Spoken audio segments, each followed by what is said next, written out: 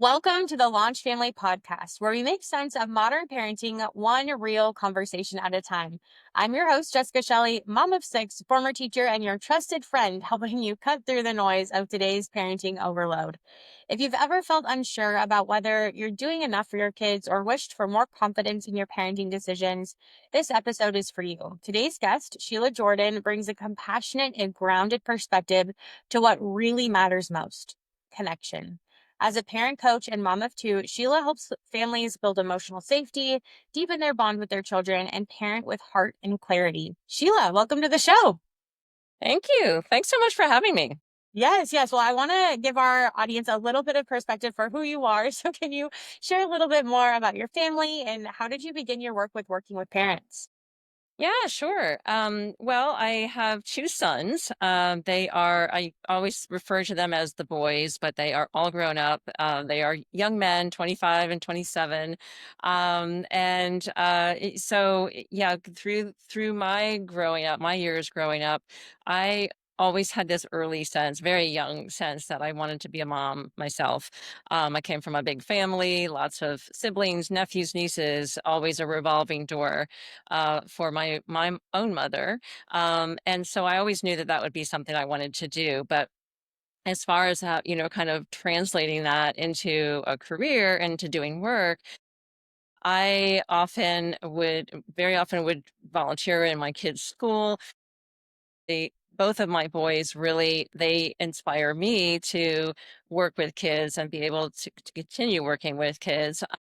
And when they were very young, they really had an affinity for the kids in the class who tended to need a little extra help, a little extra support, always noticing like which one might not have a friend and kind of just go move in that direction. So I started working, with the volunteer aspect of it, but later on decided I wanted to get a master's in special education. I found that, like, just even through my volunteering, that so often it was like the kiddos with some special needs, a little extra help. Really just they weren't left out by any means, but it wasn't the focus. And so I wanted to make that my focus, kind of inspired by my boys. So I do have a master's in special education, but not to teach, rather to work in behavior therapy.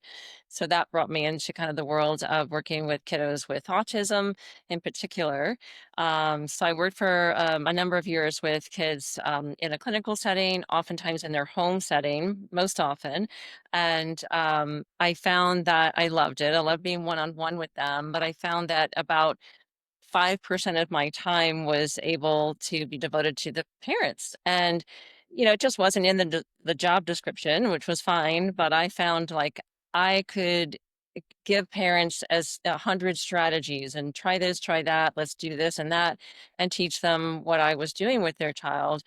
But you could do that till the cows come home. But if there is no connection, or if there's trouble with their connection, their emotional connection to their child, it didn't in the end, it wasn't something that was going to be long term. So I really wanted to focus on the parents and help them, be the one that says to them, how are you doing? Not just how's your child doing, but how are you doing? So that's kind of how I fell into the coaching. As you worked with parents, now I'm curious, what patterns have you noticed that have come up, and the ways that you support them? Have you noticed any, similar threads, common threads that seem to come up often? Yeah. Yeah, for sure. I think in a nutshell, the quick answer is yes. I think the most common pattern is that parents who come to me they both feel that they misunderstand their child and that they are misunderstood. So it's that, and just a lack of understanding. So no lack of empathy, no lack of trying. So two things like that misunderstanding, and then the sense of really kind of a little bit of helplessness in one sense, but also some hopelessness, because it's like, where do I even begin now with these issues that are going on? So very common. And you had mentioned too, just before that, that one of like emotional connection is one of those root kind of struggles that you see that families have is like that connection piece has to happen first before anything else can. So, can you explain a little bit more about why that matters or what does that actually look like? What could parents be witnessing in their home right now to be like, oh, maybe I need to focus on connection instead of, this other thing that I'm prioritizing? Yeah, yeah, definitely. So, to answer the first part of that, where emotional connection comes in is really in everything, of course, like every day to day thing that we do with our kids, whether we're present with them, even when we're not.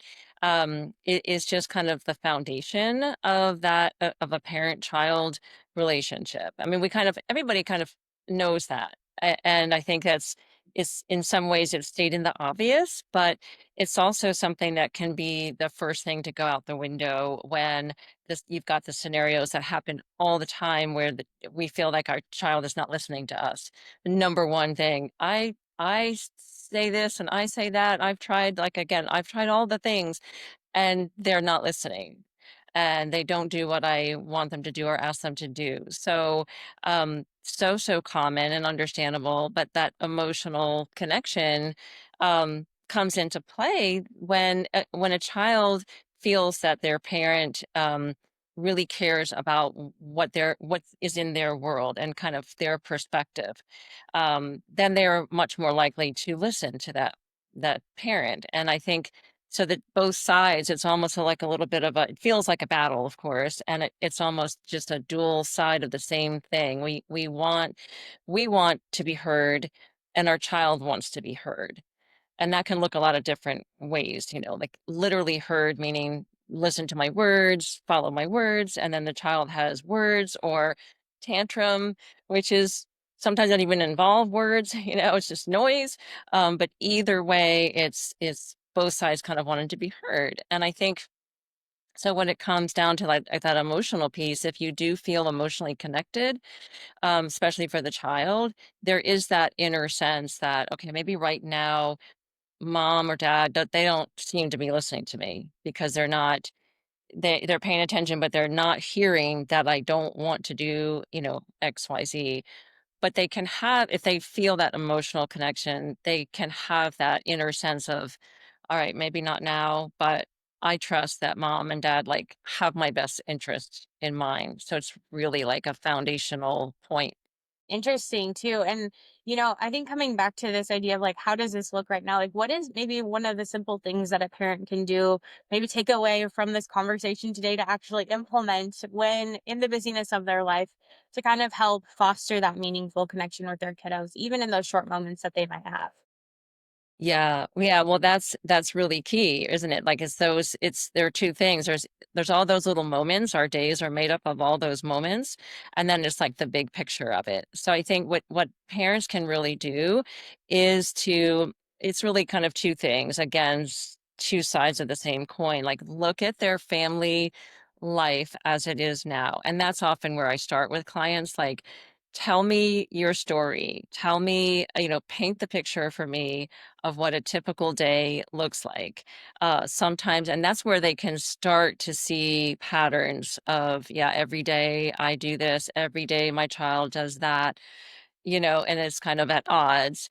And so we look at the big picture. So I think what parents can really do is kind of take a step back from their scenario and what's going on and take a step back, almost as if they are this like fly on the wall looking at their family or they're a third party. It's hard to do, but you can a neutral third party of like, wow, that's really me. Like if we were recorded every day, I know when my kids were young, if I had been recorded every day and we're looking at it now, I don't know what I would think of myself.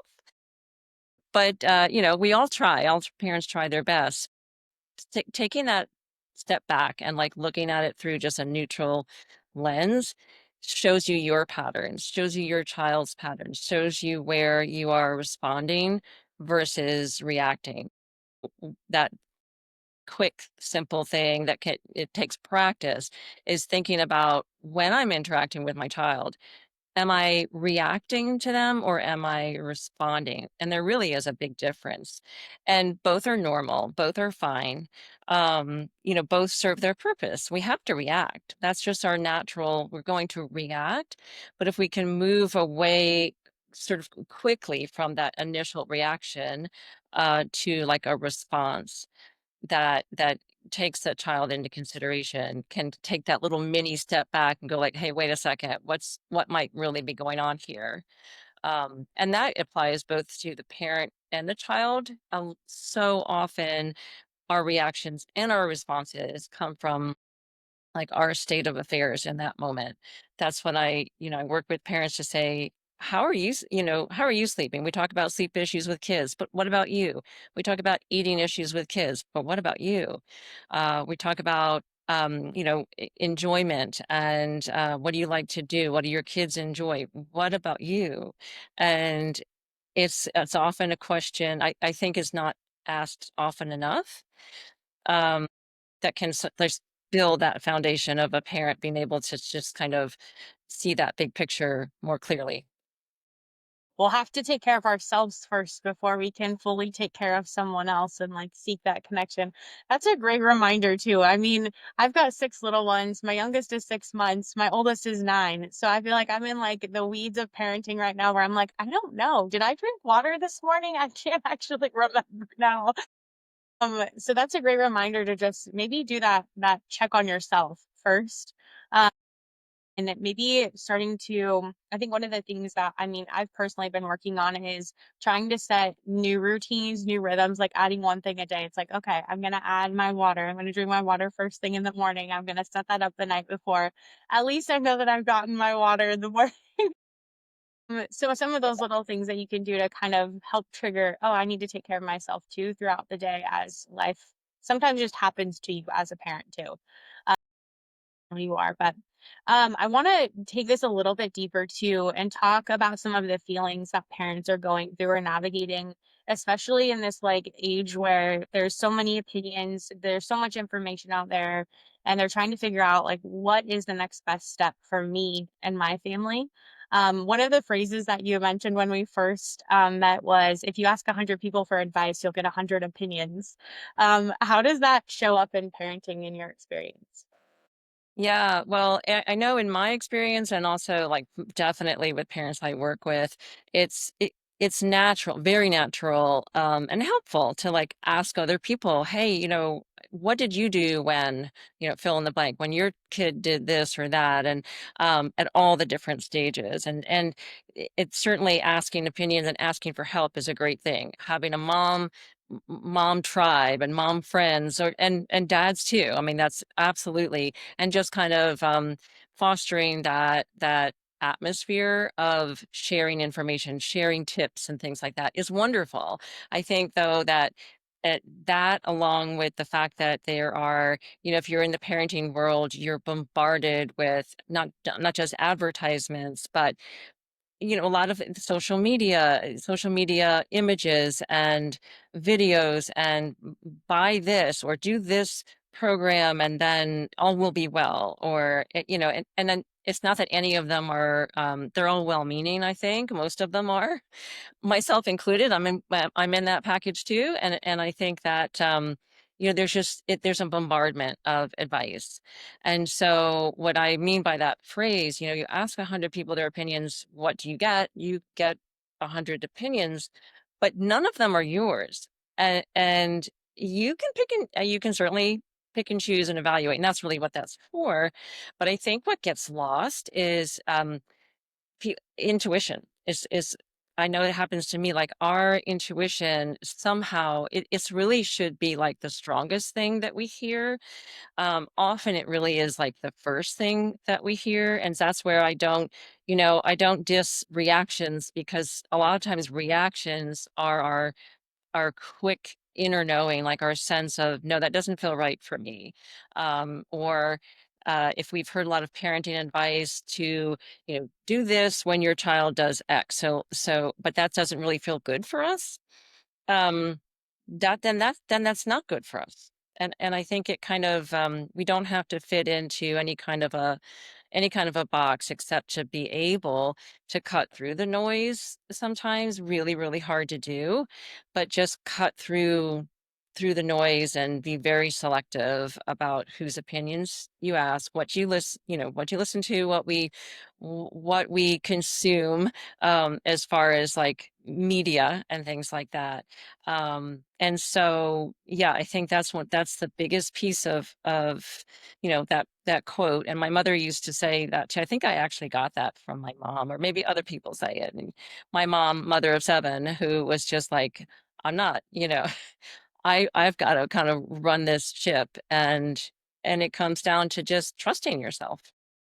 Yeah. And I mean, everyone's journey is different, right? Like we all have different like backgrounds, areas of expertise. We come from different homes. Like even in, a parent situation where you're parenting with a partner, right? Whether that's in the home or a co-parenting situation outside the home, whatever you bring in to that parenting dynamic also can maybe make you question your intuition, right? Of like, oh, was I raised in a wrong way, or was this like a negative thing, or was this a positive thing, or should I be doing it this way? And so it's like all around you all the time. To your point of like the media and all of that too.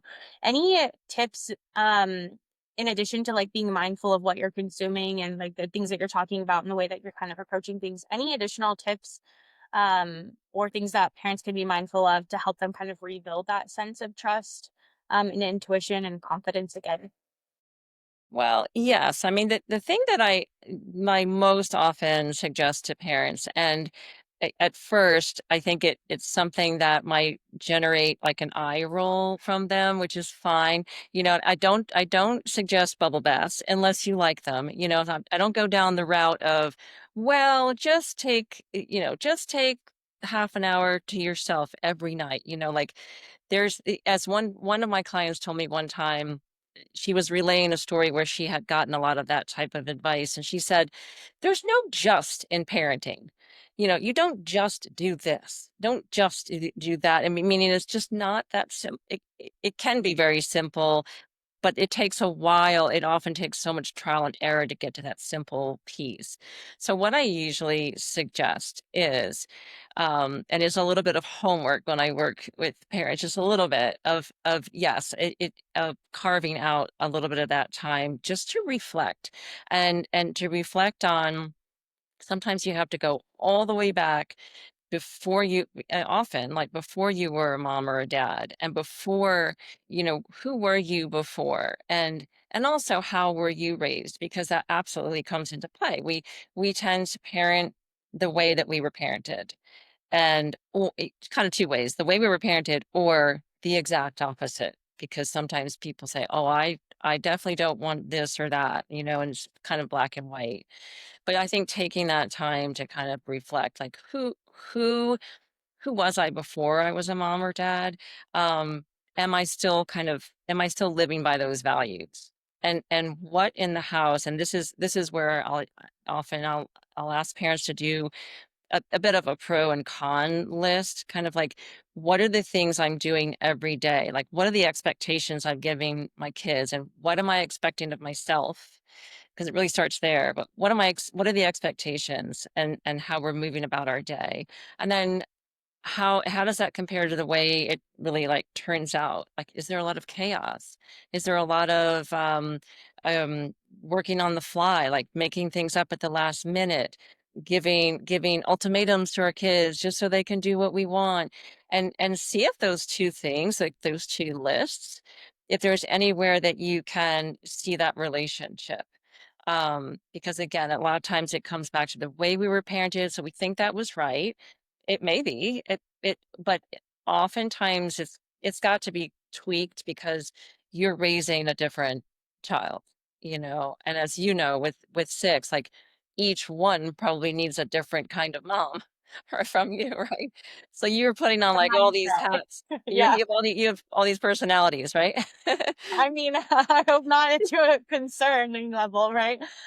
But yeah, yeah, definitely. I mean, you approach I feel like that's universal too, right? Like whether you have six kids or you have one kid or two kids, three kids, your approach has to be a little bit more personalized based on their personality. Like you want to meet them where they are. And that's all in different places, developmentally, personality wise, interest wise. It's across the board. And I think too, like we can make that connection to like peers, friends, colleagues, like in the work environment as well, where we have like a different personality when we're talking to different people based on our own like comfort level in social situations. Um, so I love that analogy, but also it makes it sound like I might be a little crazy with multiple No, no, no. but I love it. I love it though, because sometimes it does feel like that. I'm like, hold on just a minute. And then I'm like, okay, here's my infant baby over here. Right, um, right. Huge but difference. yeah. But I think it kind of it gives the parent when I do have my parents who actually go and do that type of homework, no right or wrong answers, it helps them usually to kind of take that step back and say, what really matters here? Because in that day to day, as you're getting your kids up, dressed, out the door or not, just busy and doing things, and you're teaching them and you're caring for them and by the way, you're doing all the other things too. It's like there's got to be a way to sort of parse out like what am I doing as parents? And I know as a mom, I thought, what am I doing now? Like, am I parenting now the way, do I have my mother's voice in my head?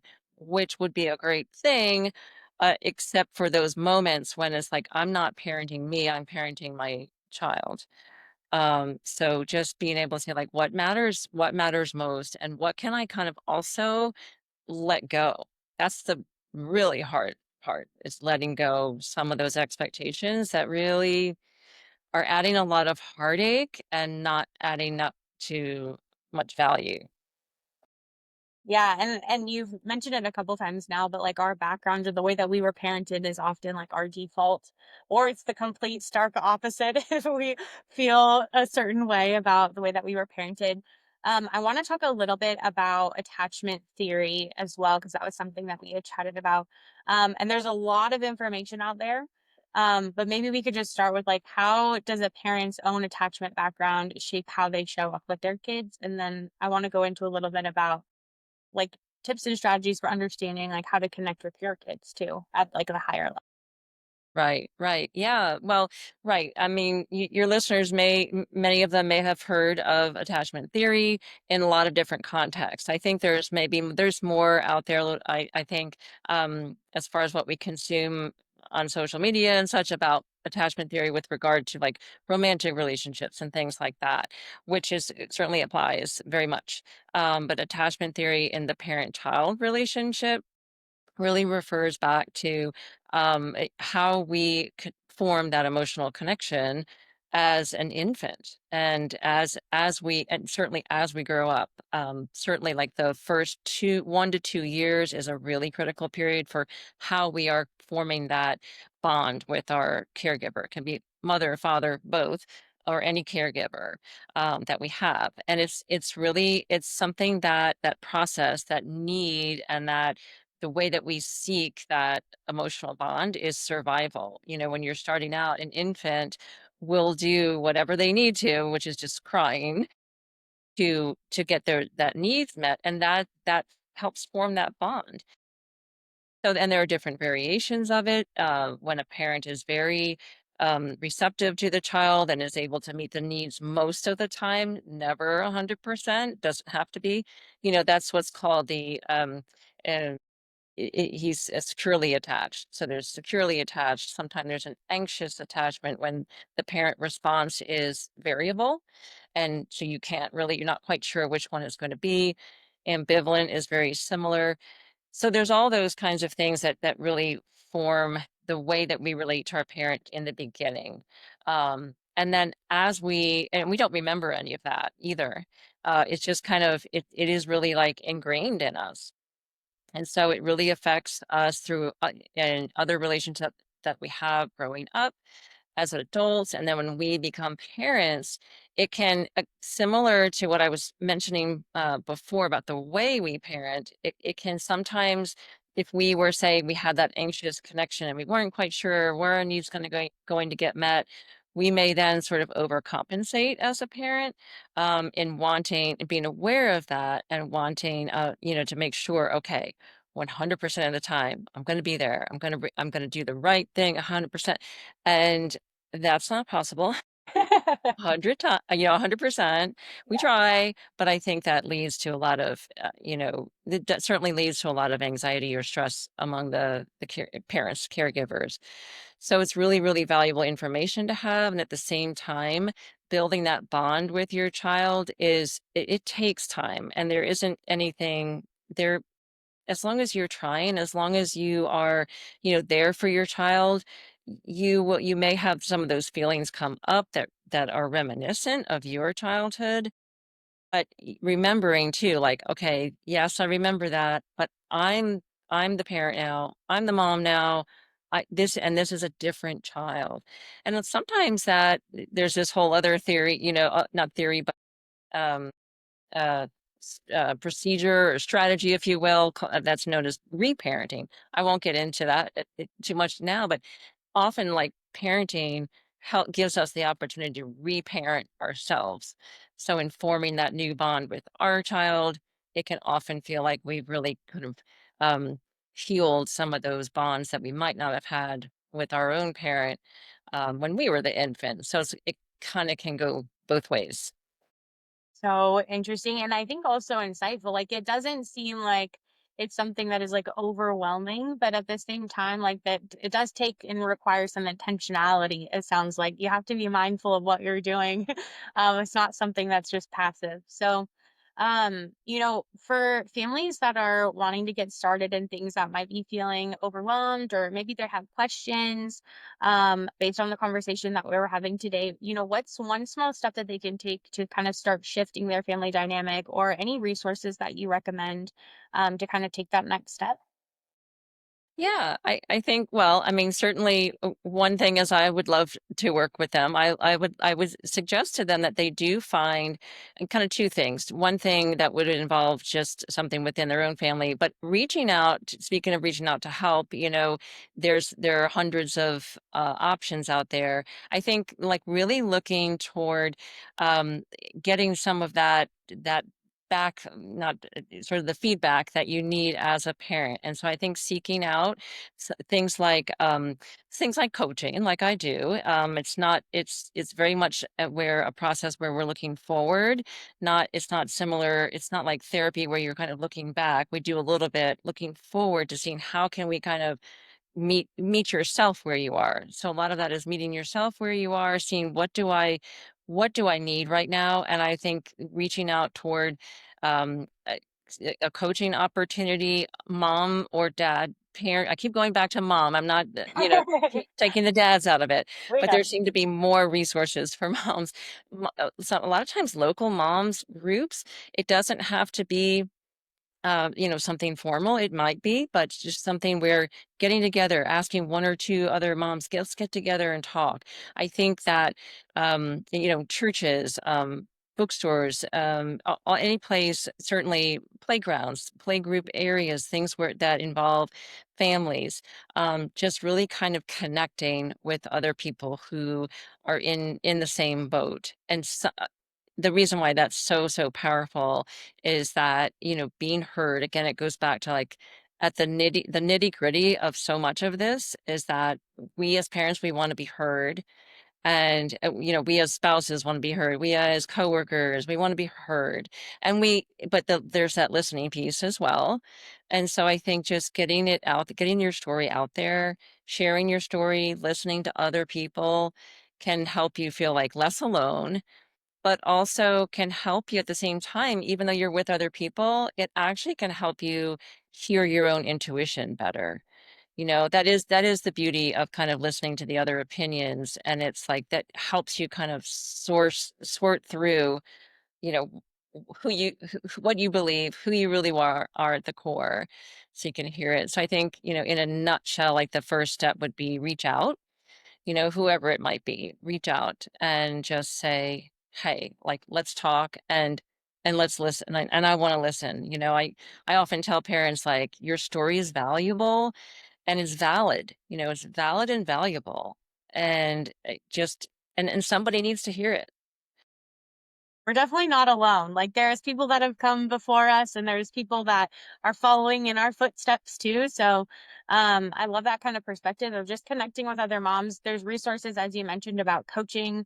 We'll make sure that we leave all of the links to all of Sheila's resources and to connect with her in the show notes as well. Before we go, we do have a couple of questions that were actually written into Emmy, who's our AI parenting coach, based in research and expert-backed advice. But I would love to get a real expert's opinion on some of these questions that have been written in. So, the first question is, I'm so busy at night with work and dinner. How can I connect with my kids in a meaningful way? Yes, that's a great question, and I think that that's a such a common scenario of just being having to attend to all these needs that and evening time being, I think, often like the most difficult time of day. Everybody's kind of coming back together from their different where the kids have been, where a spouse or a significant other might have been, and that connection does seem really lost. So I think what my best piece of advice would be to try and to have that connection and not lose that connection is to involve your kids with whatever it is that you're doing. Easier said than done, but but I think because, and there's not just evening, like there are tasks that we have to do. There's whether it's work, cooking dinner, like you're saying, so evening time, you are so busy. All the things seem to come together at once. And so to the extent that you could involve your kids, even in a small way, and making it fun if possible, they could help with the cooking. They could help decide to an extent, like what's for dinner. You could make things like setting the table. If hopefully, eating, you're able to eat dinner at the same time, making setting the table fun, set it however you want, do something goofy, play music at that time, something that kind of lightens the atmosphere when evening time comes, because it's two things come together in the evening, is all those responsibilities, but you've already just had a whole day full of responsibilities, like everybody in the family. So kind of like lightening the load and saying, making it a little bit fun, a little bit lighthearted. And again, remembering to kind of let go of whatever you can let go of. Like don't try to clean up today's mess at the same time you have to get dinner on the table. It'll take care of itself later. Or that's a whole nother scenario. Just really letting go of what you can, making it as lighthearted as you can, and involving your kids with it. Yeah, I love that. And I'm thinking too about when we prep dinner. I mean, there is 8 plates that we're prepping at a time. And so, or a bottle and 7 plates. But one of the things that we did last night actually for dinner, and this might be helpful for anyone who's listening in, but like I had my 3-year-old, she was just counting goldfish to put on each person's plate because they had a little stack of goldfish that's like their pre-meal, their appetizer while all of dinner's actually getting ready. And then my 2-year-old, she was putting tortillas on everybody's plate. And then my 5-year-old was helping get stuff from the fridge. So like the cheese and the sour cream, we had tacos. And so just like those sorts of things too, where we're all in the same spot, we're all talking together. Those are my 3 that I really have to contain because otherwise they'll be all over the house. And they also really enjoy it. And it's like those special moments in those meals. I don't know. I actually look forward to it now. However, there are those days where it is like complete chaos and it feels hard to even get one person on the same page. So I love that those tips too of just making it lighthearted, making something fun. We don't have to take it so seriously sometimes.